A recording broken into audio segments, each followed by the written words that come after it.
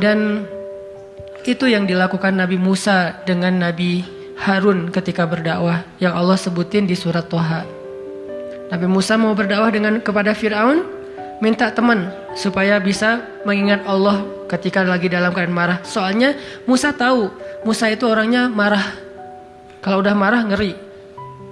Harun orangnya kalem, woles. Sehingga butuh seseorang yang bisa menahan amarah dan emosinya Musa. Sehingga kata Musa, ya Allah beri saya seorang teman yang bisa mendampingi saya dalam dakwah, yaitu Harun. Kay nusabbihaka katsira wa nadhkuraka katsira, supaya kami sering bisa mengingat engkau. Artinya kalau Musa sendiri marah, lupa sama Allah. Tapi kalau ada Harun, Musa istighfar, astagfirullahaladzim gitu. Begitu juga nabi kecil. Ada 2 orang nabi kecil sepupuan. Siapa dia? Isa dan Yahya. Nabi Isa dengan Nabi Yahya. Anak kecil 2 orang nih. Dua-duanya keren, dua-duanya soleh, dua-duanya ganteng, dua-duanya idola, selebgram lah di masanya. Pokoknya luar biasa nih 2 orang cowok. Anak usia, kalau gak salah Yahya waktu itu umurnya udah sekitar 10 tahun. Isa baru lahir, berarti beda 10 tahun. Pas mereka ABG beda 10 tahun tapi nyambung ngobrolnya. Pas mereka jalan kemana-mana berdua tuh, yang satu orangnya gampang tersentuh nangis, yaitu Yahya. Yang satu lagi orangnya tegas, yaitu Isa. Sehingga kalau Isa lagi marah, Yahya yang mengingatkan Isa, tenang. Akhirnya tenang. Pas Yahya terlalu kayak baper gitu, aduh kasihan. Yahya itu kan orangnya kasihan, gampang kasihan, sehingga jadi agak-agak kurang tegas. Kata Isa, nggak bisa gitu dong. Akhirnya diingatkan. Nah ini pentingnya teman. Nabi aja butuh teman.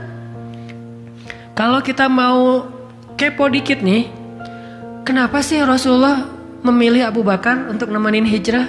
Kenapa nggak Umar gitu, supaya aman?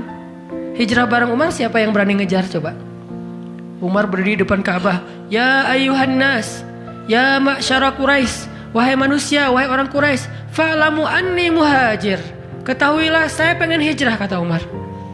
Siapa yang pengen istrinya jadi janda, anaknya jadi yatim, tunggu saya di balik bukit itu. Ada yang berani? Diam semuanya. Coba Rasul kalau hijrah bareng Umar, enak kan?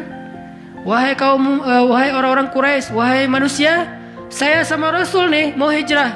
Siapa yang berani nunggu saya di balik bukit itu? Kalau enggak dia akan hilang kepalanya. Enggak ada yang berani kan? Kenapa Rasulullah milih orang yang lemah seperti Abu Bakar? Udah kurus, lemah, dan kaumnya kabilah yang lemah, Bani Taim. Bani Taim itu lemah kabilahnya, enggak seperti kabilahnya Umar bin Khattab.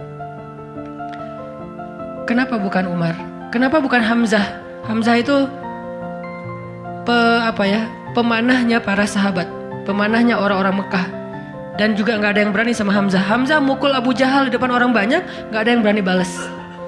Ketika Abu Jahal mukulin Rasul lagi sholat depan Ka'bah, Nabi lagi sholat digebukin sama Abu Jahal. Dibelain sama Abu Bakar ikut digebukin. Akhirnya wajah Abu Bakar itu gak dikenali lagi, saking babak belur. Itu digebukin sama Abu Jahal dan teman-temannya. Ketika Hamzah dengar berita itu, langsung Hamzah pergi ke tempat orang-orang ngumpul, dicari mana Abu Jahal, dipukulin sama Hamzah sekuat-kuatnya sampai berdarah-darah Abu Jahal. Tapi orang Quraisy nggak ada yang berani balas, saking terpandangnya Hamzah. Kenapa nggak dengan Hamzah, pamannya sendiri? Atau kenapa nggak dengan Utsman gitu, yang kaya raya, yang bisa memberikan fasilitas VIP untuk Rasulullah, naik mobilnya Alphard gitu, nyaman hijrah? Kenapa Abu Bakar yang udah jatuh miskin, fisiknya lemah, kabilahnya tidak dipandang? Kenapa? Karena Abu Bakar itu yang paling solih di antara semua sahabat. Jadi pilihannya kesolihan, bukan kekuatan fisik. Kenapa? Kesolihan itu bisa menutupi kekuatan fisik yang kurang. Kenapa? Allah yang maha kuat. Kesolihan bisa menutupi kurangnya harta, Allah yang maha kaya. Kesolihan bisa menutupi kekurangan dari dukungan kabilah, Allah lebih banyak lagi dukungan dari langit dan bumi.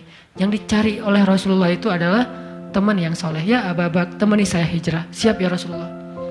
Hasilnya apa? Dikejar-kejar sama orang Quraisy karena mereka gak takut dengan Abu Bakar. Tapi ketika mereka mau ketemu dengan Rasulullah dan Abu Bakar di dalam gua, Allah palingkan wajah mereka dari melihat ke bawah kaki mereka. Allah punya banyak cara. Ada ulama yang bilang bukan cuma dipalingkan, tapi tiba-tiba merpati bikin sarang di situ laba-laba. Walaupun ada perdebatan di antara ulama ini hadisnya sahih atau enggak, yang jelas Yang pasti nih, Allah melindungi mereka dengan banyak cara sehingga nggak bisa ditangkap. Allah yang bertindak. Jadi butuh teman yang soleh. Walaupun nanti kenyataannya teman yang soleh ini malah ditenangkan oleh Rasulullah, bukan Rasulullah ditenangkan oleh dia gitu. Kan nyari teman yang soleh biar bisa menenangkan nih. Ternyata pas ada masalah, Rasul gimana? La tahzan, innallaha ma'ana, tenang, udah beres. Bisa nggak kita coba latihan ini? Kalau kita berteman dengan seseorang, niat kita pengen saling mengingatkan. Wa tawasau bil haq, yaitu mengingatkan tentang Allah. Wa tawasau bis shab. Itu kayak gitu tuh ayatnya. Pertama hak dulu, kedua sabar. Kalau nasihatnya udah benar, insya Allah sabar. Jadi kalau kita pengen menasihati teman kita atau dinasihati oleh teman kita supaya lebih kuat, bisa tough, bisa survive dalam masalah, minta dia menasihati kita al-haq. Dan siapa al-haq? Allah Subhanahu wa taala. Wa tawasau bil haq artinya saling menasihati dengan nama Allah. Udah serahin aja sama Allah. Allah itu maha ini sebutin dengan bahasa sederhana. Langsung sabar jadinya. Langsung lebih kuat, lebih tenang. Itu yang pertama teman-teman.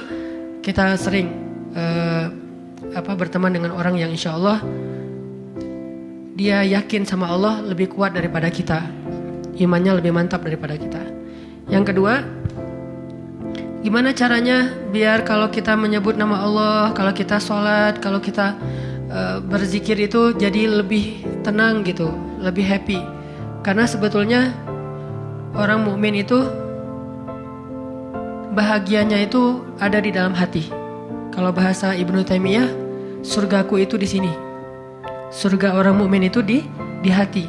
Surga kita itu bukan rumah, surga kita itu bukan mobil, surga kita itu bukan pekerjaan, surga kita itu bukan tempat jalan-jalan, tapi semua itu kebaikan, kesenangan. Cuman surga kita ada di sini. Dan ini kita bawa kemana-mana.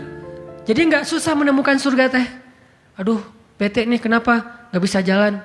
Bete nih kenapa nggak bisa nonton? Bete nih kenapa nggak bisa nyaman di rumah? Bete nih kenapa? Gampang bete karena surga kita bertempat di sesuatu tempat yang sulit untuk kita jangkau. Harusnya itu jadi hiburan buat kita, bukan surga. Sedangkan surga memang adanya di hati. Ada masalah, Allah lebih kuasa, makhluk tidak kuasa. Ada masalah, kita bilang Allah maha besar, masalah saya kecil dibandingkan Allah. Kalau dibandingkan kita, mungkin kita lebih kecil daripada masalah. Tapi dibandingkan Allah kita, Allah lebih besar. Allahu Akbar. Kita belajar Allah yang maha memelihara. Kita kan dipelihara Allah, terus ngapain kita khawatir? Kalau gitu gak usah ikhtiar, Ustaz, ikhtiar. Tapi jangan libatkan hati. Ikhtiar itu pakai tangan, pakai kaki, pakai tenaga fisik. Hati gak perlu berikhtiar. Hati itu bertawakal. Fisik kita berikhtiar, hati kita bertawakal. Jangan sampai hati kita ikut ikhtiar, nih bahaya nih. Kalau hati kita ikut ikhtiar, berarti kita lebih percaya kepada makhluk daripada Allah. Nanti akan mentok, kalau udah mentok putus asa, itu penyebabnya. Gara-gara hatinya baper dengan ikhtiar. Ketika jalan-jalan ikhtiar itu tertutup, hati kita jadi give up. Nyerah aja deh. Sedangkan kalau hati kita gak ikhtiar, dia cuma tawakal. Jalan tertutup, dia masih bilang Allah maha kuasa. Ala kulli syai'in qadir. Segala sesuatu Allah maha bisa. Gak mungkin gak bisa. Tetap. Makanya jangan ikhtiar pakai hati, ikhtiar pakai tenaga. Hati tawakal babnya. Sehingga tawakal itu amal hati, ikhtiar itu amal fisik. Kan dalam Islam tuh ada amal batin, ada amal zahir ya. Amal batin hati, amal zahir fisik kita. Ikhtiar amal zahir, jangan dicampur dengan amal batin. Coba teman-teman buka deh surat Hud, surat 11. Kalau ragu tentang rezeki baca nih ayat nih. Surat 11, surat Hud ayat 6. Wa ma min dabbatin fil ardi illa 'ala Allahi rizquha wa ya'lamu mustaqarraha wa mustawda'aha kullun fi kitabim mubin. Tidak ada satu hewan melata pun di muka bumi kecuali Allah menjamin rezekinya. Ini amalan hati nih. Ini ayat untuk menguatkan hati kita, bukan menguatkan fisik. Tapi biasanya hati kalau udah kuat, fisik kebawa. Kan kata Nabi kalau hatinya baik, yang lain ikut baik. Kalau hatinya buruk, yang lain ikut buruk. Jadi kalau hatinya udah give up, pasti fisiknya jadi lemah. Kalau hatinya tough dan masih punya belief ke Allah, masih punya harapan, maka fisiknya juga akan kuat. Wa ma min dabbatin fil ardi illa 'ala Allahi rizquha wa ya'lamu mustaqarraha wa mustawda'aha.